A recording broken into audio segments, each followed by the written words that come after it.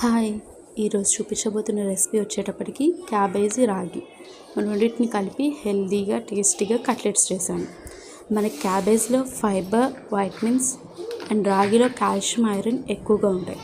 So వాళ్ళ బాడీకి కావాల్సిన రిక్వైర్మెంట్స్ని ఇట్లా హెల్తీగా మనం ఇద్దాం.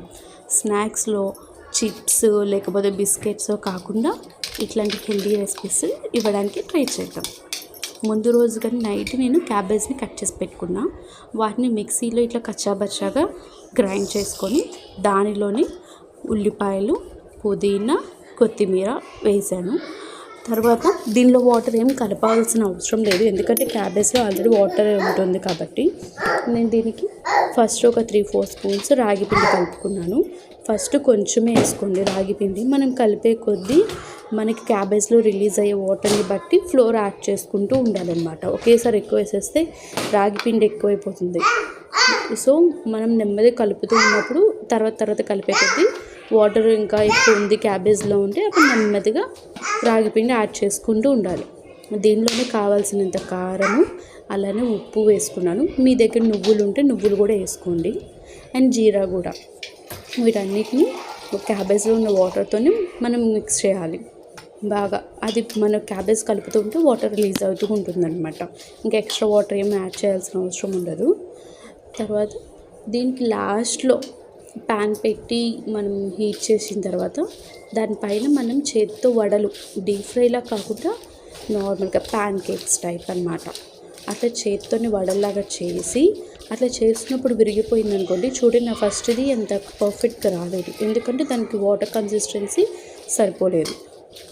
సో నేను ఏం చేశానంటే అట్లా వడలు చేసేటప్పుడు చేతికి మంచిగా వాటర్ తడుపుకొని చెయ్యి వెట్గా ఉన్నప్పుడే దాని పిండిని తీసుకొని మళ్ళీ చేతితో ఒకసారి మెత్తగా మెదుపుకొని అప్పుడు దాన్ని చేతితో వడల్లాగా చేసి ప్యాన్ మీద వేసుకోవాలి.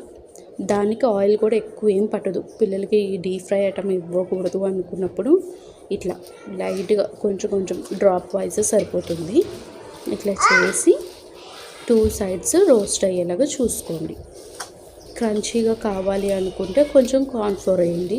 నేను క్రంచీగా అట్లా ఏం చేయట్లేదు, ఎందుకంటే మార్నింగ్ బ్రేక్ఫాస్ట్లోకి చేస్తున్న దీన్ని నేను మా పాపకి స్నాక్స్లా కూడా పెడుతున్నాను కాబట్టి నేను ఏమి యాడ్ చేయలేదు, ఓన్లీ రాగి అండ్ క్యాబేజ్ అంతే. దీన్ని మనం ఇప్పుడు చిన్న బాల్స్లా చేసుకొని, నా దగ్గర ఆయిల్ ప్యాకెట్ ఉంది దాని మీద వేసాను, లేకపోతే ఏదైనా ఫాయిల్ షీట్ తీసుకొని దానికి చేసి వడలా చేసి దాన్ని పెట్టేసేయండి.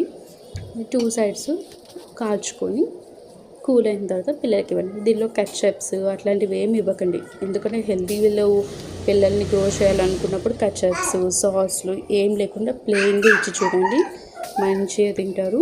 వాళ్ళ బాడీకి కావాల్సిన రిక్వైర్మెంట్స్ అన్నిటిని ఇట్లా మనం హెల్తీ వేలో న్యాచురల్ ఇవ్వడానికి ట్రై చేద్దాం. మా పాపకైతే చాలా బాగా నచ్చాయంట. మీరు కూడా ట్రై చేసి చూడండి, మీ పిల్లలకి ఎలా అనిపించాయో చెప్పండి. ఇట్లా